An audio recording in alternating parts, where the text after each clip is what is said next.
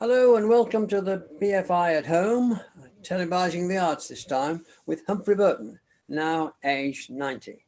Broadcaster, director, producer and presenter Humphrey Burton, who celebrated his 90th birthday in spring of this year, was at the forefront of music and arts television for over 50 years. He began his television career in 1958 with Hugh Weldon at the groundbreaking BBC Arts Strand Monitor, working with directors such as John Schlesinger and producing Ken Russell's Portrait of Elgar, among many other programs, which set out to bring the arts into the audience's living room. Burton rose to become the first BBC head of arts and music in 1963 and initiated workshop and masterclass strands. In 1970, he became one of the founder members of London Weekend Television, where he devised and presented the awards-winning Aquarius until 1975. He then returned to the BBC and founded Young Musician of the Year and the Arena Strand. He remained at the BBC until 1988, editor of performance programmes and director of proms and opera relays from the Royal Opera House, English National Opera, and Glyndebourne. His freelance directorial career saw him working the world with the best classical musical artists of the time, but most enduringly working with a relationship with the composer-conductor Leonard Bernstein, with whom he made 170 documentaries and filmed concerts to form an extraordinary chronicle of classical music for posterity. I first met him in 1963 when I was a BBC trainee. I'd been around the World Service, various other departments. I didn't want to go to television because I was enjoying myself so much in radio, and we hadn't had one. I hadn't seen much of it, except I'd seen Monitor. I'd seen one or two editions of Monitor, and that's where I wanted to go. And eventually Hugh Weldon opened the door and let me in. And at that time, Humphrey was just about to become editor. It was a starry place to go to. John Schlesinger was still around. I think he'd formally left, but he was still around. Ken Russell was about to hit his heyday. David Jones, who went on to be a director of the Royal Shakespeare Company and then set up a Shakespeare Theatre in New York, was still there.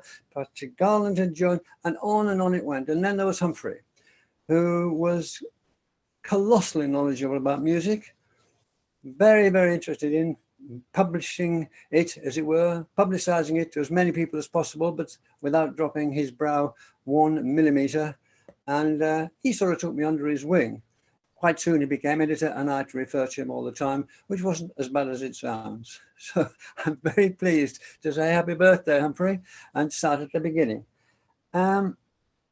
What did Monitor bring to you? Monitor brought to me, good morning, Melvin. It's so lovely to be with you. Monitor brought to me a not satisfaction, I was going to say, but a confidence which I'd never had before. It gave me a feeling that I had a place in the television world, in the world of the media. I had a job to do, and it taught me friendship, taught me comradeship and collaboration. And it taught me a great deal about the arts. I mean, I always say that I was educated not at Cambridge or at Jones School, Tunbridge. I was educated at the BBC. How did you find dealing with Hugh Weldon? For those who don't know, because he hadn't gone for quite a long time, he was a towering figure at the end of the 50s, early 60s in British television. His program Monitor, he made it the emblem of television and the arts, and a lot of people were thankful for it. And it had some, we can only use the word brilliant people working for it and on it. Some of the greatest artists of the day were portrayed there.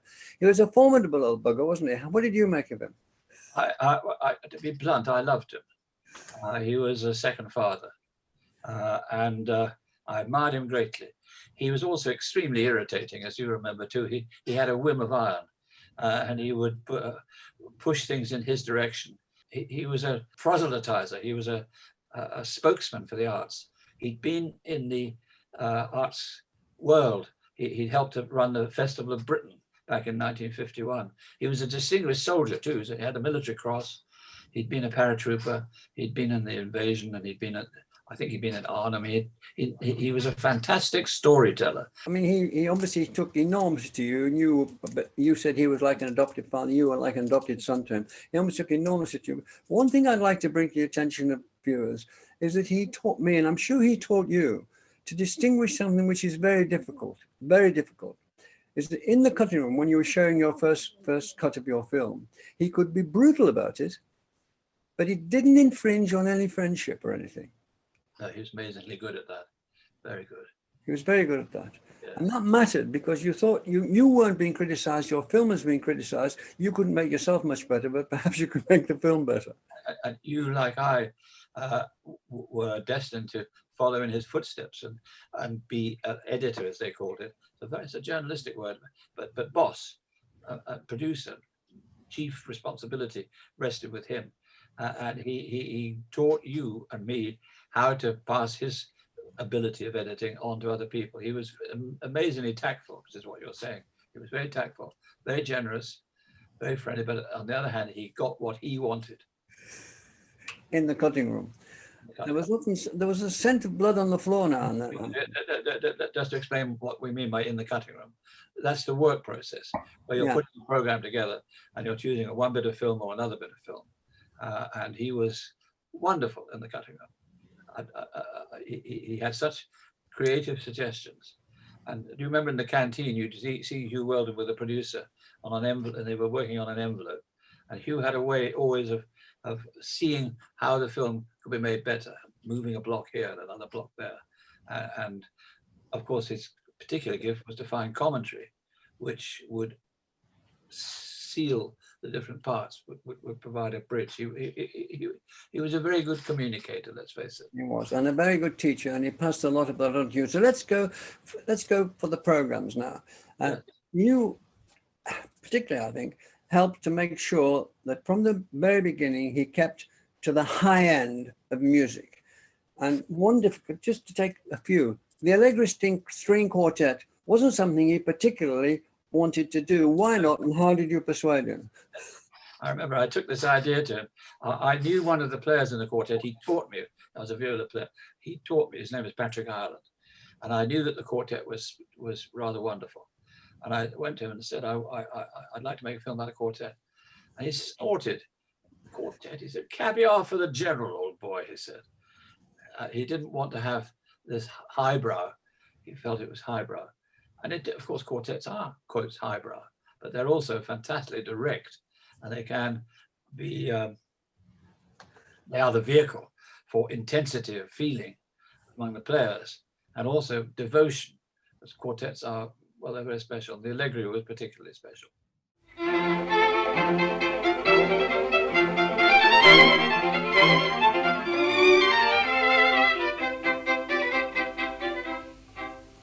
Oh, come.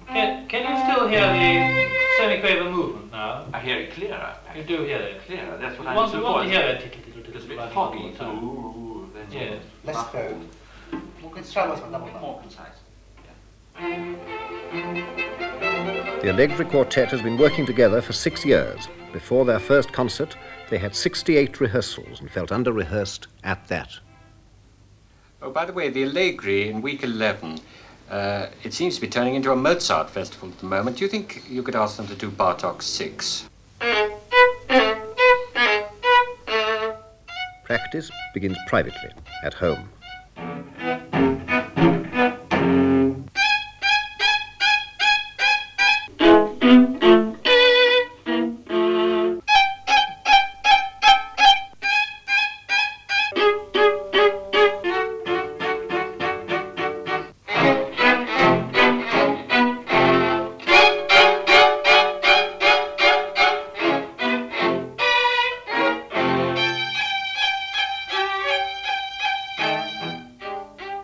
Sounds like for all women.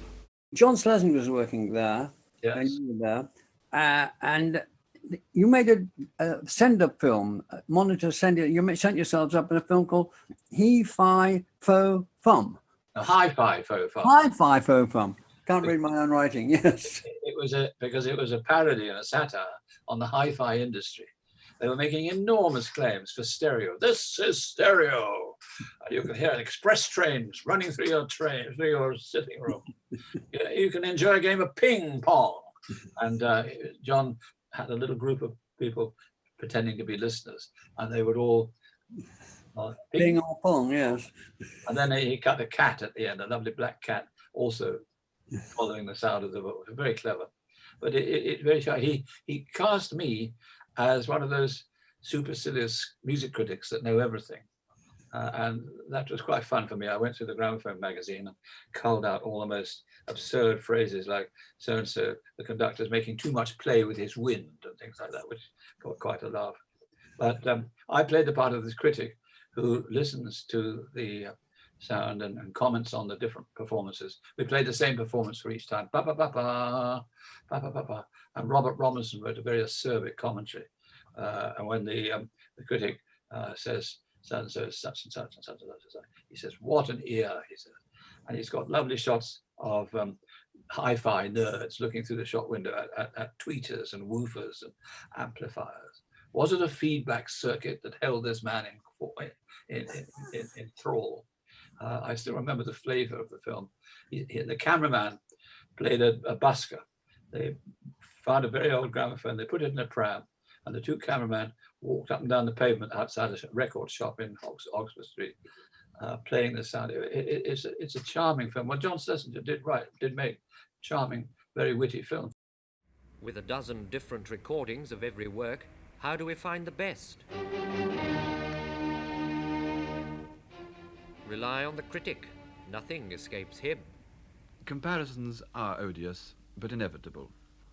What are we to make of this version, for example, by Norki and the Albionia on BEP 709? The string tone is thin and boxy. There's faint background rumble, and the woodwind section seems strangely out of focus.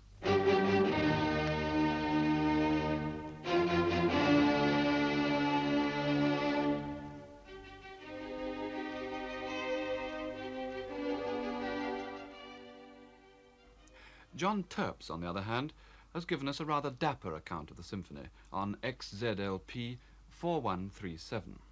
I fear the engineers have picked up a trifle too much resonance, so that fortissimos ring round the room, building up mush. I came just at the time of Ken Russell's height, and in a sense, a peak time, although there were others, for Monitor with Ken Russell's Elgar, and then I later wrote films for Ken inside Monitor. But you were part of that Elgar project, which really took the nation's fancy to an extraordinary degree for an arts film. The Elgar film shows Hugh Weldon at his best, and I have a long passage in the book I've written about my life, and I've described Hugh's refusal to let us put out the film that Ken wanted to put out. He wanted to put out a shot of all the wounded and blinded people during the First World War to an accompaniment of Land of Hope and Glory. And he did in the end. It was, but Hugh had insisted on writing commentary, which explained the horrible circumstances in which Elgar found himself. He loved Germany because Germany had supported him as a composer first before anybody else. He loved Germany, and there he found his marching song, Land of Hope and Glory, being used as a kind of hatred hymn against the Germans. And Hugh wanted to get that clear. I think the point was Ken's film was a little bit coarse, a little bit too rough at the edges. And Hugh found ways of making it more subtle. He was Ken Russell's film, and it is Ken Russell's film, and I don't deny that. But I do boast away in my book about the fact that I had a hand in it as well. I loved working with Ken, and it was the greatest film we made of the time we were. As the gates of Armageddon opened in France, Elgar, too old to serve, left London for Sussex and turned to chamber music, to sonatas and quintets. Nothing, however, could sever the public's association of Elgar with his Boer War marching song, and the irony, to a man who had sensed the disaster to come and felt its impact, became abominable.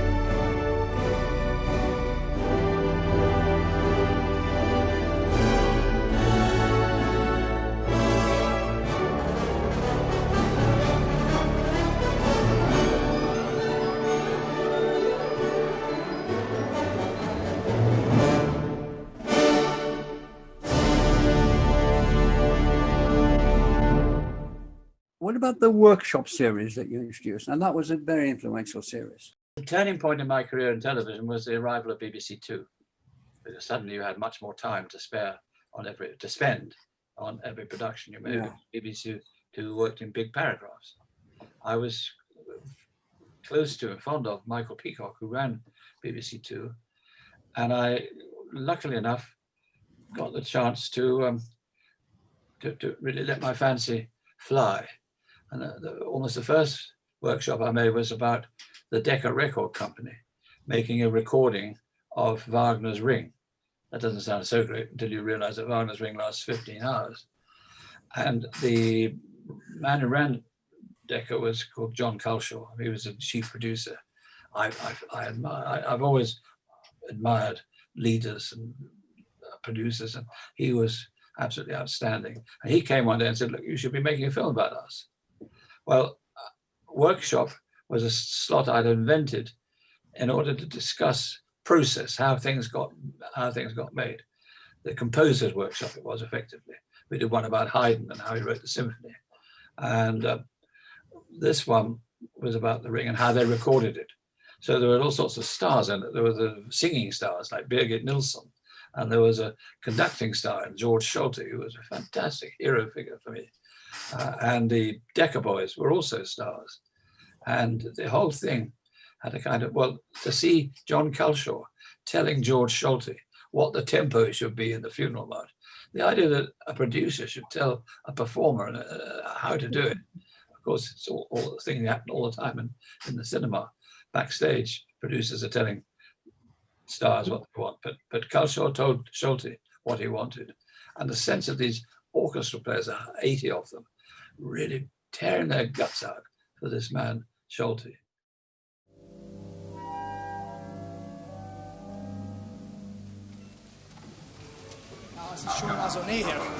Kurze Pause. Zigarettenpause, ja? That was Siegfried's funeral march. The tempo gave them a lot of trouble. In an earlier take, Schulte took it more slowly, but Culshaw persuaded him to try it a touch faster.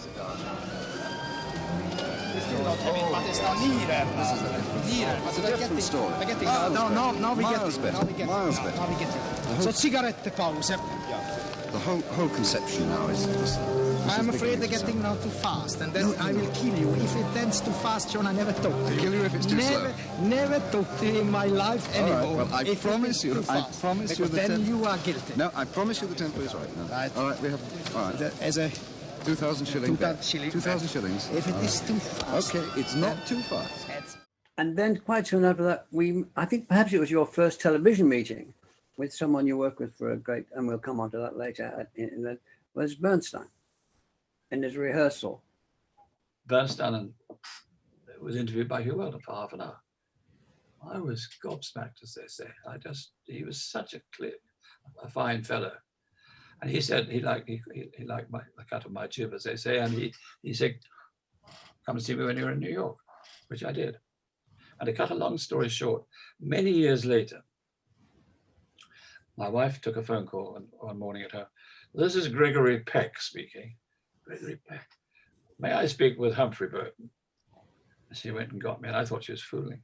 No, I didn't, because she doesn't fool. But I was, Mr. Burton, I'm working with Leonard Bernstein on a project to create a video company which will make video cassettes of all his productions. We're going to do the Verdi Requiem in St. Paul's Cathedral. You to say it makes you laugh. We're going to do the Verdi Requiem. We'd like you to direct it. I was absolutely gobsmacked. But that was a little bit later. I'd already been working with Bernstein for a month, a year or two, doing a number of programs. I found him, well, he was after my heart because he loved television and he worked well on television and he did on television the same sort of thing that Hugh did. He talked about music. And got people's attention. He ran young people's concerts. It was a bit like work. It was a bit like Aladdin's, being Aladdin, wasn't it? You rubbed the lamp, out there came Bernstein. With a job. Salty. Just after 2:30 on a Wednesday in December, and Leonard Bernstein arrives in Studio One at the Television Centre to take his first rehearsal of the Shostakovich Fifth. The concert performance is less than 30 hours away. You can hear it next Sunday on BBC One. Workshop covered the entire rehearsal and also got Bernstein to talk about the conductor's job. So this is the raw material, the making of a musical interpretation. That's nice. Diminishing. Right. I really should begin up bow. So we don't hear you,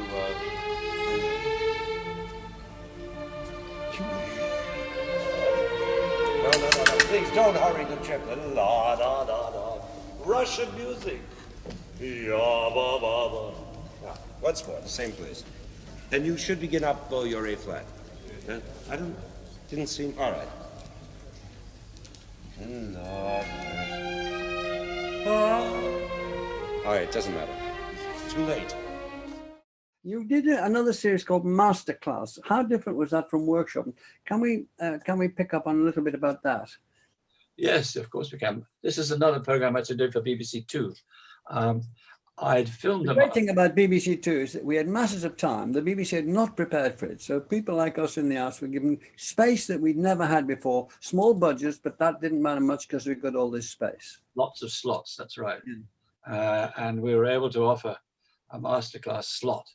I'd made a documentary at Glyndebourne with Carl Ebert, E-B-E-R-T, Carl Ebert, who was a very fine stage director and opera director. I filmed him, and one of the things he did at the time was working with singers. And we thought this, he was so good at it. So we invited him to come and do 6 masterclasses on famous scenes for opera with clever young singers. So it gave singers a shop window too. And masterclass, whether it was Julian Bream, was a very good series with Julian, and other Paul Tortelier, the French cellist, who was I remember that one. He was marvelous. We did a single masterclass in the Monitor program as a kind of pilot, but I didn't know as a pilot. I just did it as a good item. I just like showing people of great quality working, and whether it was Tortelier or Ebert or Bream or whoever, they were just fantastic. Singing teachers as well. Yeah. I was once asked to consider a singing teacher. I said, well, I better see what she's like. I sang a bit in my day, so I went to see her.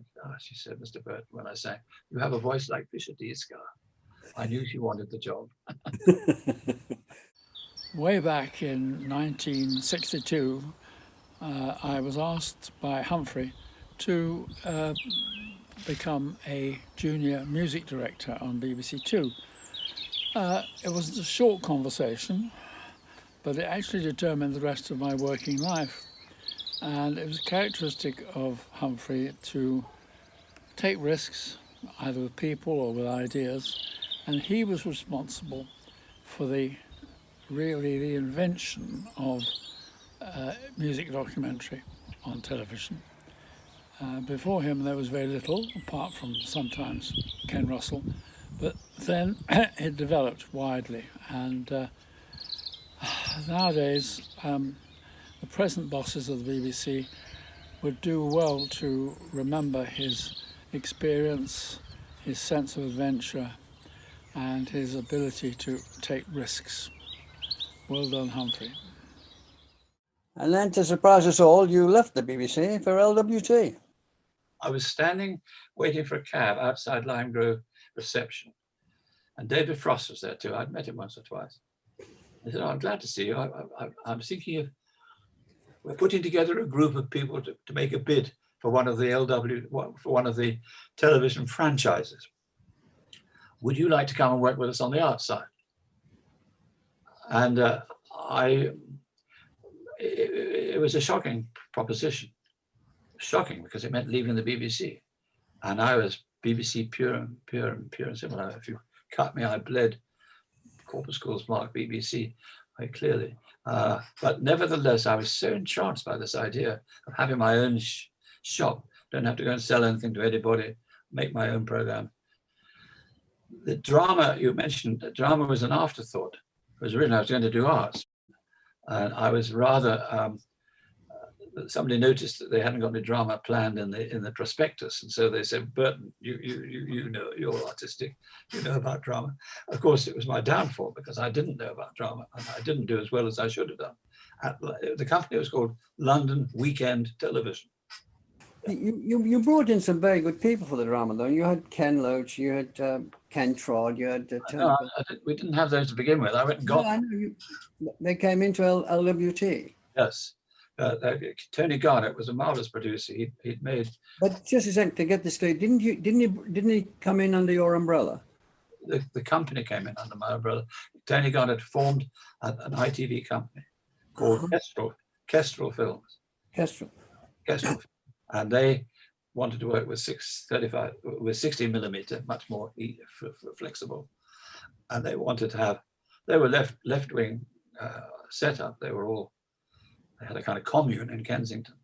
And Tony wanted to make film. Well, Colin Welland is the sort of star writer. He made a very good play about rugby league called Banglestein's Boys. And they turned in very strong stuff. You then formed Aquarius, a terrific arts program, which you edited and introduced, as Hugh had edited and introduced Monitor. Can we get to that now? And it won a Golden Globe, the Gondola program, wasn't it? Yes, in Venice. Can you want to talk about Aquarius? They let you set it up, which was great. And what was your vision for that? It was slightly different from Monitor, I think, anyway. I was watching it, so you tell me. I was acutely aware that we were working now for the the proletariat. We were making programs which would be watched largely by the proletariat. The ITV was, on the whole, watched by the working classes, with a smattering only of the middle classes. And one had to make programs which would appeal to the working classes. But I didn't really go for that at all, because that meant the dumbing down. I said, there are enough people in the middle class, there are enough people in the working classes who will be interested to see what I'm interested in. And I really worked for the well, I got quite a large audience. When I say we, Aquarius, got quite a large audience. But that's partly because I made it humorous from the word go. I had a running strand with John Wells, the satirist, doing comedy items. I had a marvelous colleague called Russell Harty, who naturally tended to go for the entertainment sector. Hello, Dolly. That was very good. And Russell made a brilliant film with Bruce Gower as a director about Salvador Dali, and that really won all sorts of prizes for us. And Russell had no nerve. You didn't ever work with Russell, I don't think, did you? No, I didn't. But he was an educated Oxford graduate, and he wanted to make the kind of stuff that I like. We just got very close together very quickly, and I managed at London Weekend to recruit a team from the colleagues who were in the company already, particularly a good guy called Derek Bailey, kind of from Belfast. Derek Bailey is a wonderful director, yeah. And he made a very good film in his first year about Seamus Heaney. He was doing quiet propaganda for Ulster all through his program, but he had a great sense of well, he worked very well with Harold Pinter. He worked very well with Joe Losey. He liked working with creative forces from the drama field. Yeah. And so we really set each other off well. What I knew about, he didn't, and the other way around. He knew about things too. So he brought a great quality to Aquarius, which I'm proud of. And it did have some great achievements.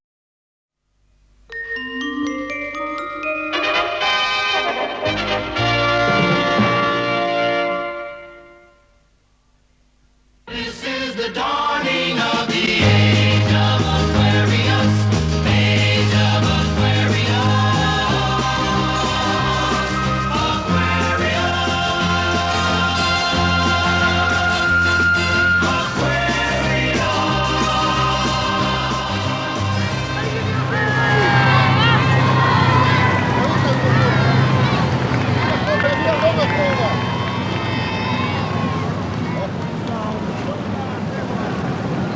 Greetings and welcome to Aquarius, which comes, as you may have guessed already, from Venice, where we've been taking part in the most fabulous event you'll ever see in your whole lifetime, the Great Gondola Race. They're under starters' orders.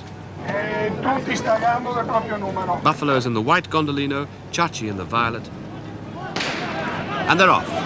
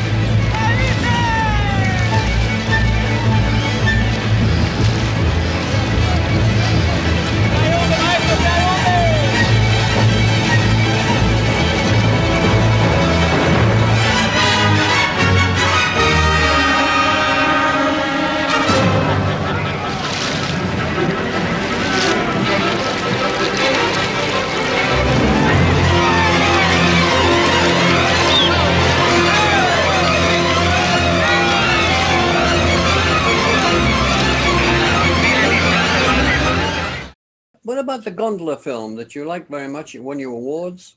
When we talk about the Great Gondola Race, I have such pleasurable memories of this. The most exciting thing was working with my own colleagues at London Weekend, the cameraman, Mike Humphries, the editor, Paul O'Dell. And Paul O'Dell was brilliant because he introduced to the gondola. You'd expect to have the music of Vivaldi, of course you would, because it's the same period. The gondola race was being triumphantly raced in the 18th century, at the time of Vivaldi's compositions. And you hear the use of the Vivaldi in the shots at the beginning, that's quite stunning. But then Paul O'Dell, he introduced the music of Bartók. I didn't suggest this to him. This was his idea. I don't think I suggested it to him anyway. He made it work triumphantly. You went back to the BBC as head of music and arts. You commissioned Young Musician of the Year, but what took you back there? Yes, why did I ever want to go back to the BBC? Yes.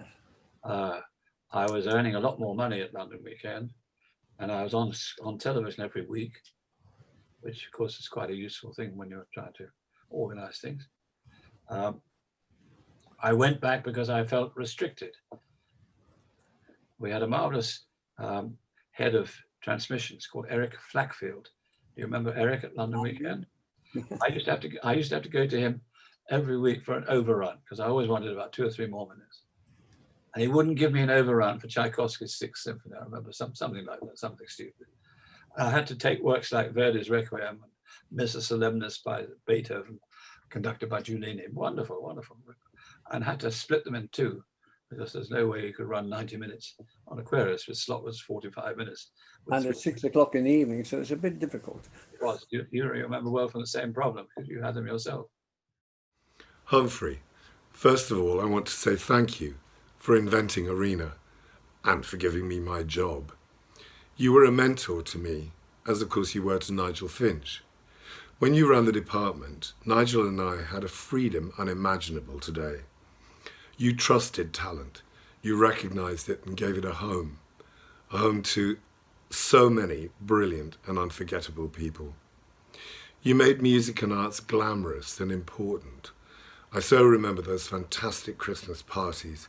They seemed to be a magnet to writers, actors, even cabinet ministers. And the programme output was sheer class. But along with the gravitas, there was always a detectable sense of mischief. One of the highlights of my career was that session we did together at the Aldeburgh Film Festival when you interviewed me about the story of Arena. The first clip we played was from the film that we'd made about the song My Way. And it comes up just as a blank screen with Sinatra singing out of vision, and then the words come up with a little ball bouncing across so that the viewer could sing along at home. When the whole session was finished, I could almost see a light bulb come on above your head, and you sprang to your feet, demanded the My Way bouncing ball clip be played again, turned to the packed house and began to conduct. And you brought out of them a rollicking rendition of Frank's immortal masterpiece. It was very entertaining and great fun. I suppose at this point I should say something like, I don't want to be nostalgic, but, well, I do want to be nostalgic. When you were head of the department, I looked forward to going into Kensington House every day. And come to think of it, to me, you're still the head of department, and you will be for me forever. Humphrey, I wish you all the very, very best. The Young Musician of the Year, that and the Arena Strand. Can you talk about those two? The long and short of it was we got a very good backing from management to create a competition. And I had very good management inside my department.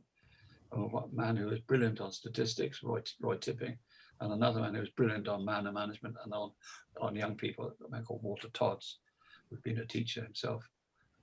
And they created the structure, and I fronted Young Musician of the Year, which from the word go was a success.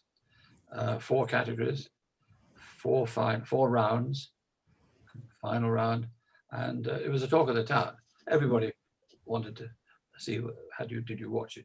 Then you decided you had enough of that and you set up your own directing career with tremendous success. And the Royal Opera House, you went to opera, did Manon Lescaut with Curie to kind of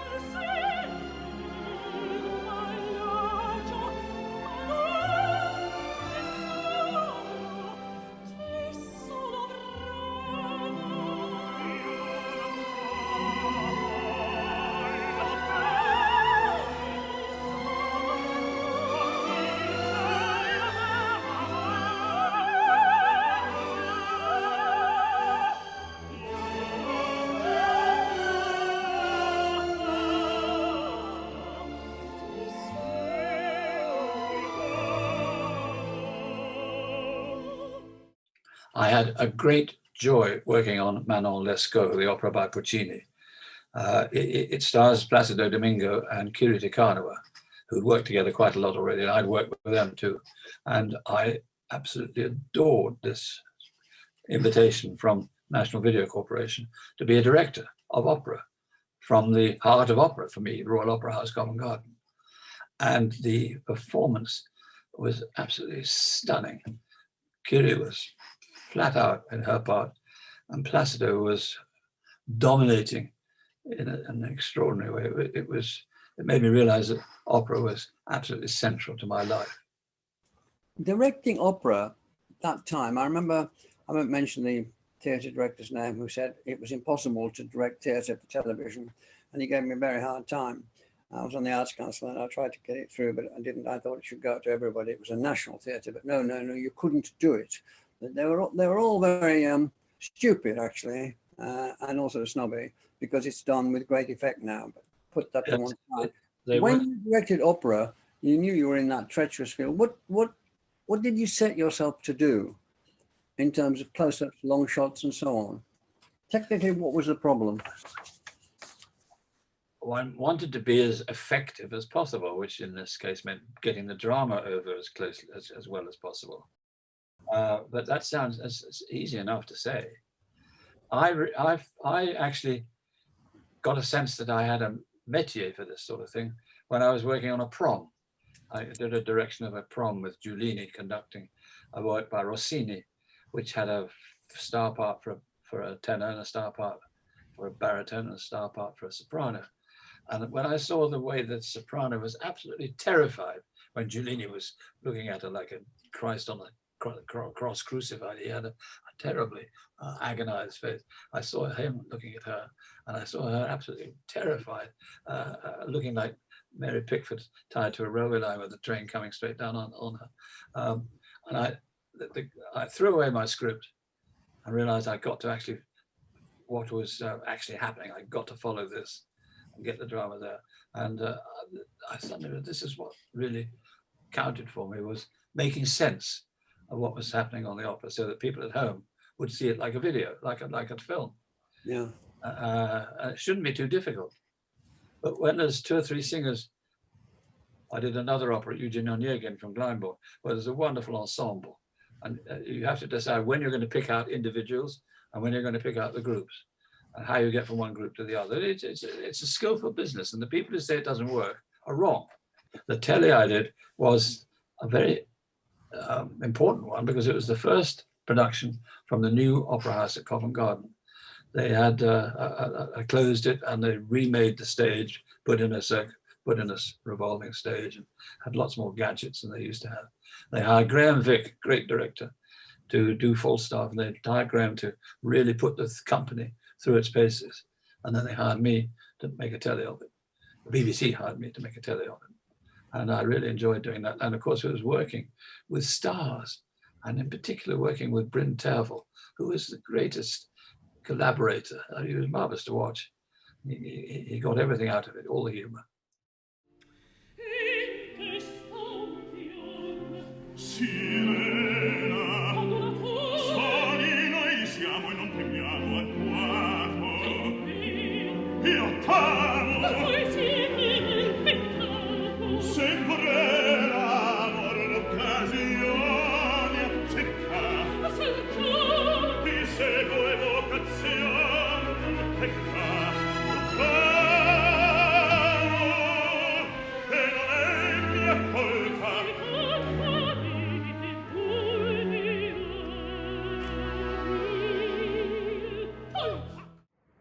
Mr. Burton,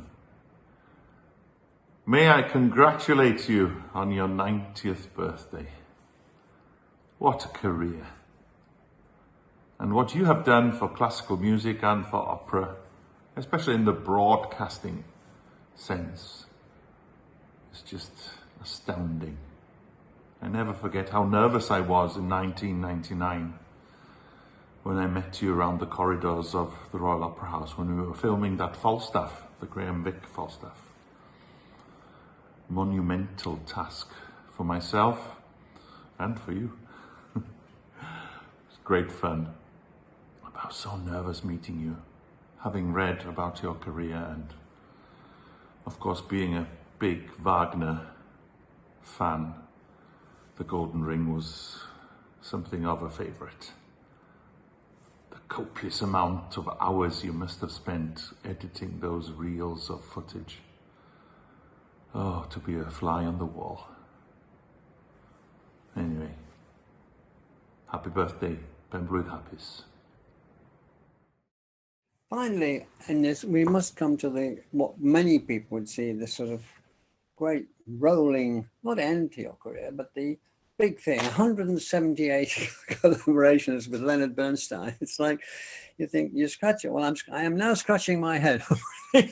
How did it get to be that number between the two of you? And what did you do that was right? Well, how did it all go so right? Working on Mahler films with Leonard Bernstein was probably the most draining experience of my whole career. For example, we made a performance of, we filmed a performance of the Resurrection Symphony, that's Symphony No. 2 by Gustav Mahler, which is about 90 minutes long, has a terrific chorus at the end about the resurrection. And the chorus was being supplied from Edinburgh, the Edinburgh Festival Chorus, and it was conducted by Arthur Oldham. And the chorus came to Ely by train, by special train overnight, after they'd done a performance in Edinburgh, I think. And they were there, but then we had a bomb scare during the rehearsals. And also a camera toppled over, it was on a crane, it toppled over, it was rather embarrassing. But anyway, we eventually got it together, and the acoustic of Ely and the architecture of Ely combined with the absolute total knowledge of the chorus. They learned it by heart. And this was a knockout in emotional terms. Bernstein generated such fervor. He forgets himself. You see him; he's absolutely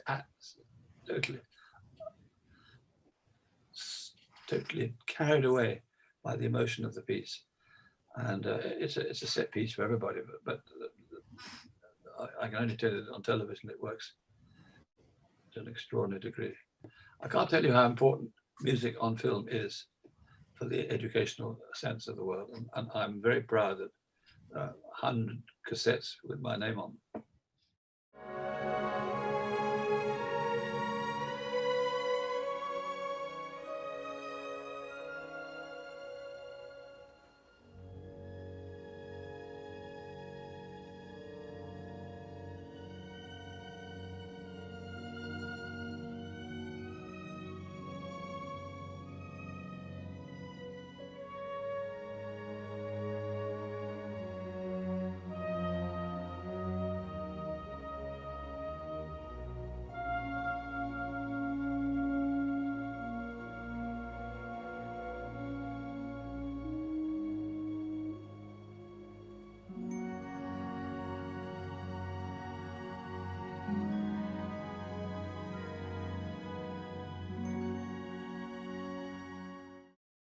Leonard Bernstein identified with Beethoven, there's no doubt about that. The fact that their initials, LB, are the same, Ludwig and Leonard, weren't totally, he wasn't silly about it, but he just adored Beethoven. He felt so close to him.